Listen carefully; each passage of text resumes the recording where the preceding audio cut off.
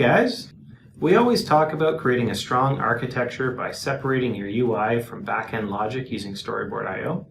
With these new pieces, the event editor, the Storyboard connector, and the header export, you can now create that story a little bit easier. To start off, the event editor is a new view that allows you to define your events. You can then pass those events into the Storyboard I/O connector and inject them directly into your UI. This means you no longer have to go to the command line to inject content or write a simulator. You can use it directly from the design tool.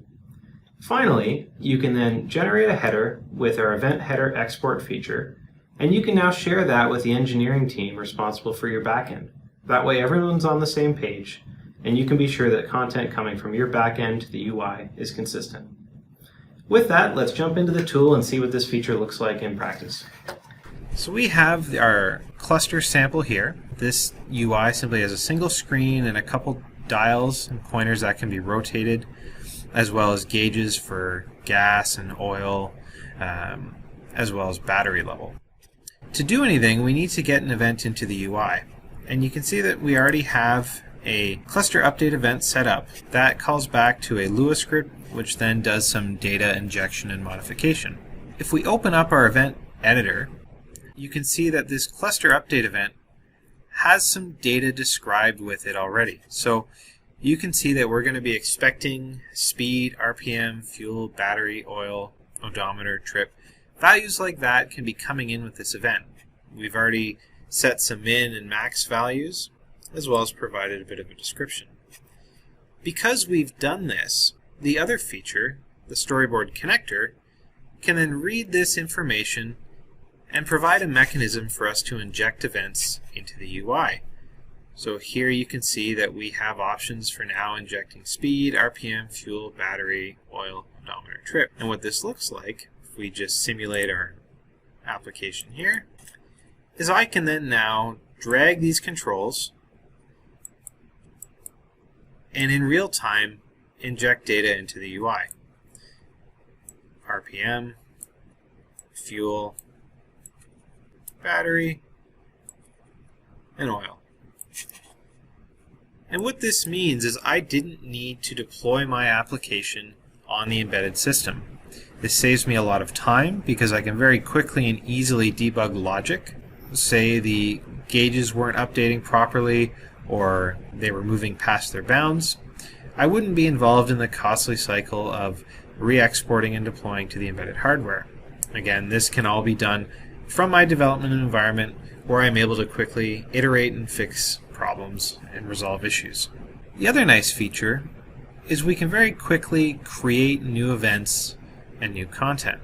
So if I wanted to create an event to say toggle these indicators, I can go ahead and do that with the event editor. Add an event. I'll create a new event called indicator. We can specify a direction if it's coming into the UI, if it's going out, if it's just an event that we generate in the UI and self-consume.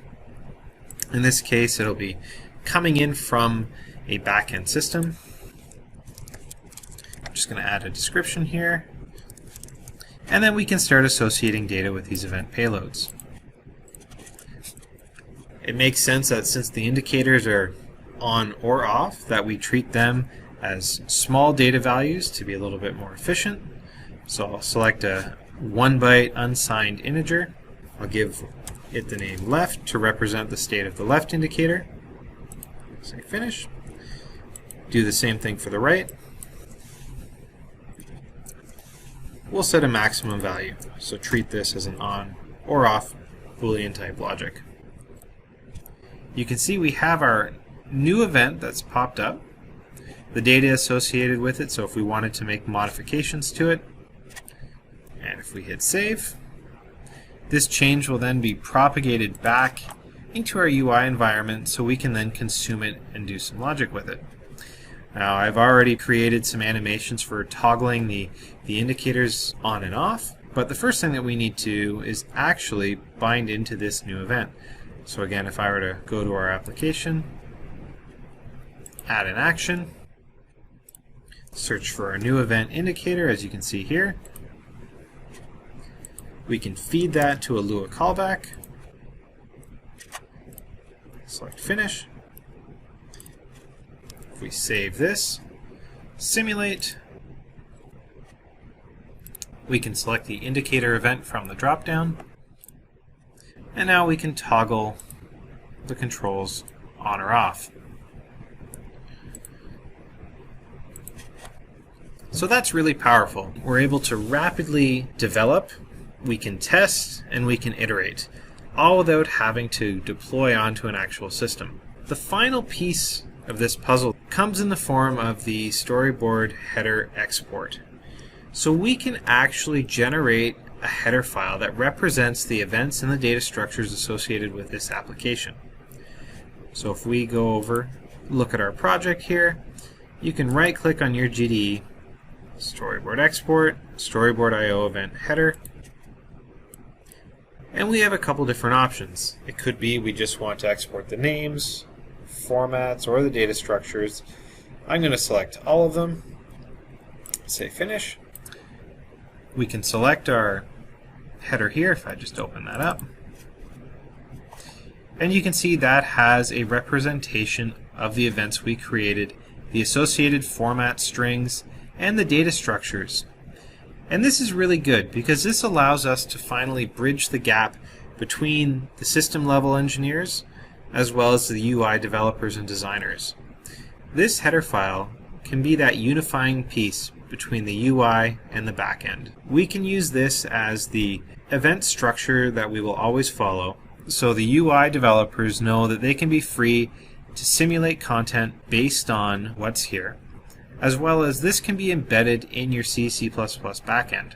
So again, this makes sure that your backend is using the same structures and the same events and the same formats, and it should help reduce on integration testing. And we hope you see the value in integrating that into your new storyboard projects.